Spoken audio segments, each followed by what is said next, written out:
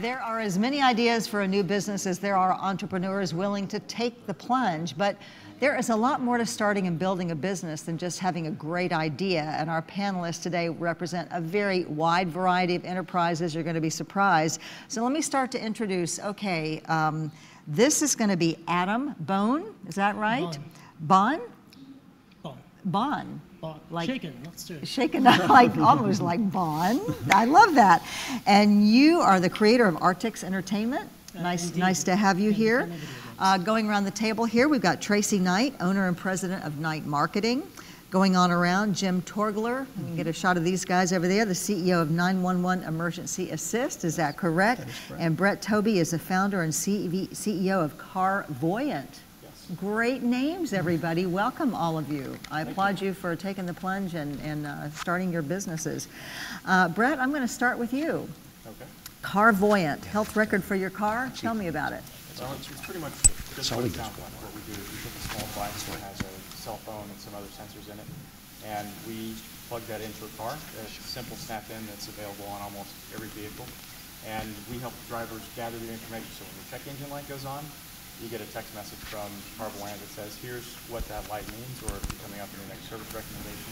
The idea is that if we help the drivers gather their information, they can make better choices and have a significant impact on the budgets. So it's something we've had a lot of fun doing here in Tampa Bay. I've been pleasantly surprised we've been able to get the company off the ground with resources that are here. And where did you get the idea? Yeah.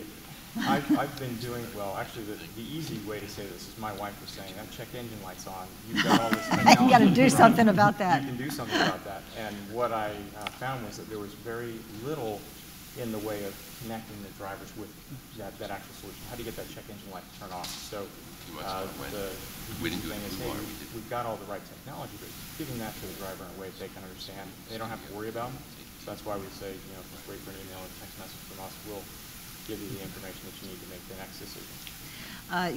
By the way, for those of you who are watching, having a few microphone technical difficulties, so just be patient with us, and we're working to correct those as we go along. Can I keep talking to Bret? Is that okay? All right.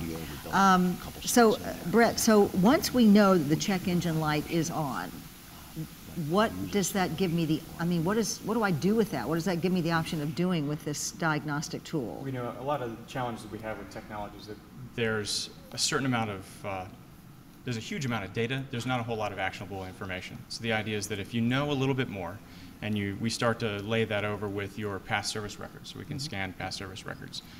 With social technologies, we can get recommendations from a handful of your close personal friends as opposed to something like Yelp, which is everybody's. The things that people already do in real life, that's what technology should do. We should smooth that process out. So when we send you a text message or an email, starts off, here's a little bit of information. Then we naturally walk you through that process that you would go if you were standing around at a barbecue saying, hey, my check engine light's on. I think so wait a minute, you would send me a text message that says my check engine light is on? Or, hey, your service engine light is about to come on because we're helping you track your miles. The idea is that it's a tool for the drivers to gather all that data and turn it into something they can do with it, and then reach out to the different providers in a more effective way, as opposed to sitting down and making a whole bunch of phone calls and comparing all that stuff, the literal junk mail and spam that hits our mailboxes. All right, let me go to Adam sitting next to me here. Adam Bohn, shaken not stirred, Bohn. So you create video games. Yes, me and my team create family-friendly video games. Family-friendly, not the violent ones, family-friendly. Well, they are fantasy violence. Fantasy We've battled violence. a lot of monsters, vampires, werewolves. Werewolves are violent. Draco, monsters. Zombies. So you're just sitting in your garage one day or sitting in front of your video controller, and like thousands of guys playing video games out there in America, you go, I could write one of these guys. Well, actually, it's been my lifelong dream to create a video game. Has it been? When I was in 6th grade, a friend of mine were out with my father, going on and on about this game that just come out. And he goes, well, why don't you guys go make your own video game? We can do that. So we go This home. is America. Right. So for the next 6 hours, we tried our best to make a video game. Cannot make a video game in Microsoft Word. Now, I don't mean that new Microsoft Word. I mean back in the day when it barely, wrote text. So after, many years of failed experiments, I got maybe 1,000 unfinished games. Finally made one. 1,000? that you tried and it didn't work out. Unfinished projects. Unfinished projects. But created one, and I showed it to my 100 closest online friends. They told me, Artix, so online, everyone has an online name. I said, Artix, this is the most terrible game I have ever seen. No one is going to play this game. But one boy said, you know what, you should release it. You should dedicate to just making the game better every single week. And we did. And now we have an incredible team. We update the games, all 6 of our current games, every single week. Wow. And we're going to be celebrating our 10th year anniversary this October. And currently we have 150 million registered users worldwide. Wow. All created right here in the Tampa Bay. Huh. You know, I'm getting this vision of parents sitting around saying, Adam, you want to do what for a living? Did that happen? But actually, the parents come and say, Artix, can my son come shadow you? Because I want him to play video games so we can retire somewhere real nice. That's great. Okay, I want to get the rest of them in here so you know what is representing on our panel. Jim, tell me about 911 Emergency Assist. Well, it's a service it's a family emergency notification service that's coupled with the existing 911 system. My mother lives in Cocoa Beach, 2 hours away from here. The second time I got a call from a neighbor that 911 had been called and she was on her way to the hospital, and I drove across the state, I said, there has to be a better way. Yes.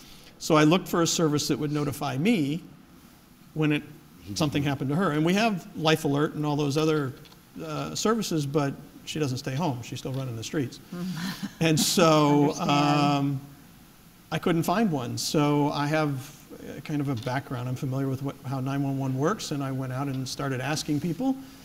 And long story short, we've created a service that families can subscribe to, and when someone in that family, extended family, has 911 called on their behalf, you will get a text and an email in minutes rather than the current hours or days when the system may or may not notify you, which is very important if you have a child away at college, or you have, like my situation, my mother lives alone 2 hours away, and then you can do whatever your family's going to do about it. And we've added to the platform so that now hospitals can pull information. So if it works the way we've designed it, your family member gets in an accident, 911 is called, the first responders arrive, they tell from our visual cues the dispatcher that this person is a 911 EA subscriber.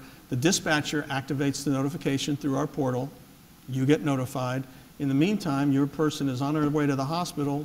The EMT tells them that they're a subscriber. The hospital can activate the portal and download that critical triage information that you want to know before they start sticking needles in them or run them into an MRI. And it's all secure. You manage your family's data. The agencies get a snapshot that you create. We tell you what they should get, but you have the permission because people are very sensitive about what they let out there. You know, that's one of those why didn't I think of that moments. I could have swore that it would have been out there. And so now we're in the process of working with the 911s across the country. They're figuring out how they'll implement or integrate this into their procedures, and we hope to launch in the spring. So I think that I was reading that you've had about 1,000 of the United States' my grammar there, 6,700 911 centers, about 1,000 of them have said, hey, we'll buy into this and we'll sign up. That's about right. We're doing webinars weekly. If I was ready to launch, we could launch in Dallas-Fort Worth and Atlanta tomorrow. The key is that they're a conservative bunch because they do very important business. And but we worked through the associations, and they now are saying, yeah, we can see how this will help.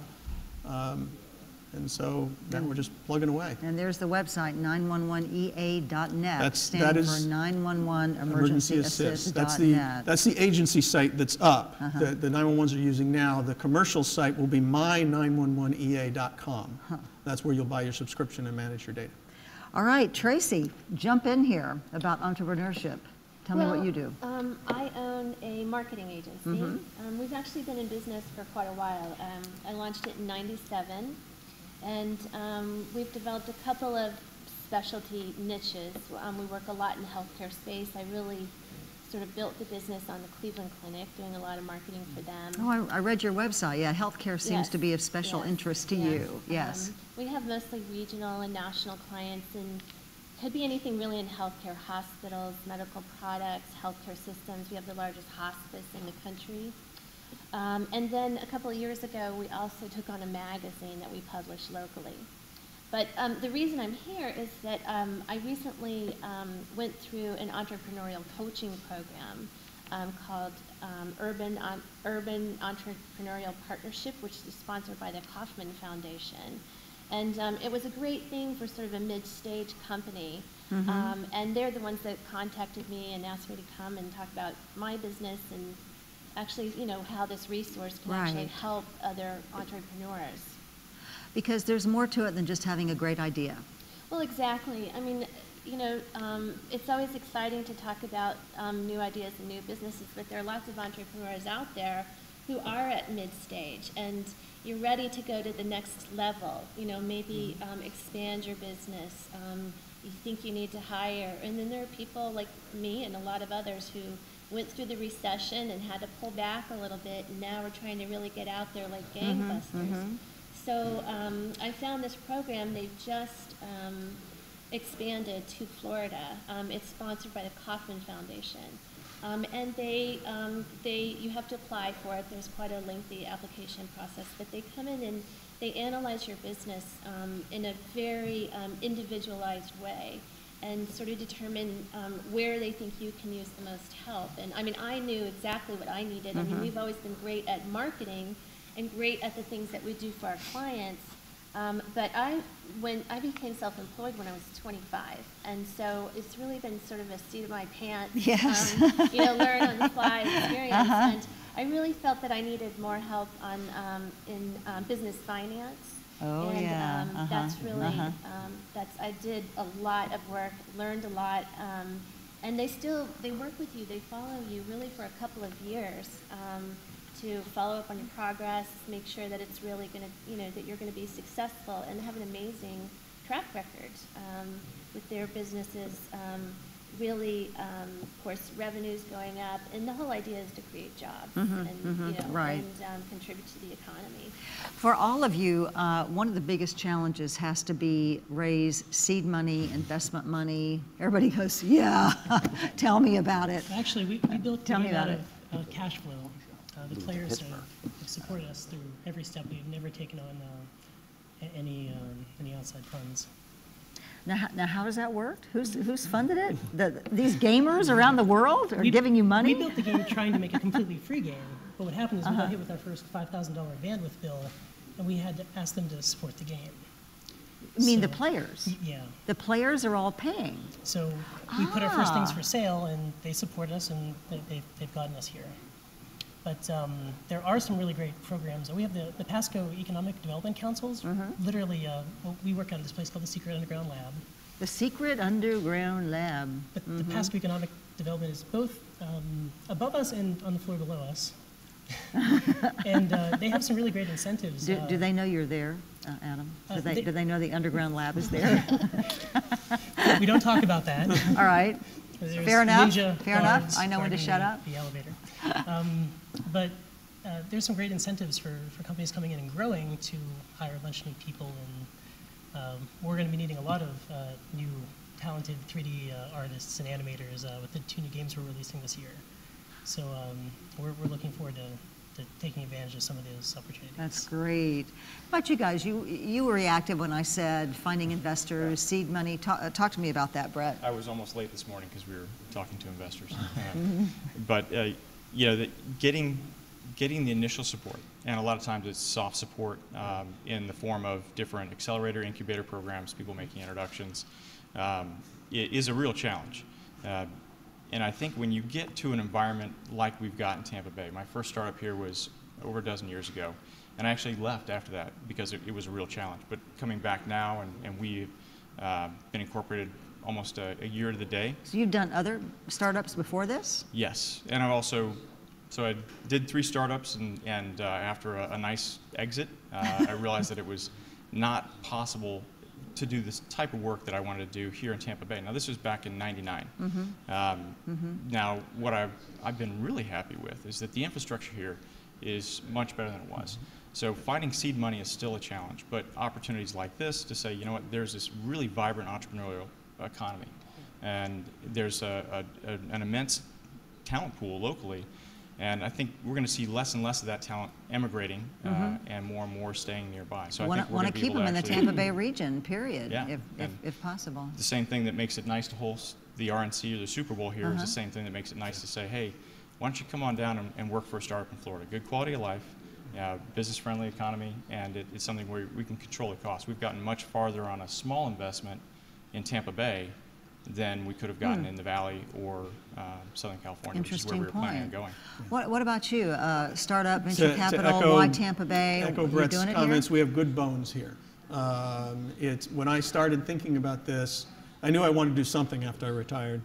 And I went through some of the programs that were offered over in St. Pete and here in Hillsborough County, where they took a noob like myself and taught me how to do things.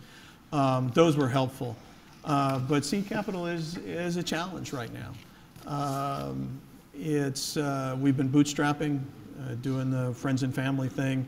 I've had lots of investors say, gee, if you were only ready for your next round. Thanks. What do you know that's ready for this round? Right. But we've been continue to push, and we've gotten lots of soft support. I've gotten tech support. I've gotten enough support that we've continued to push forward. And that's my job. My job is raising money. I got a team that's working on all the day-to-day stuff.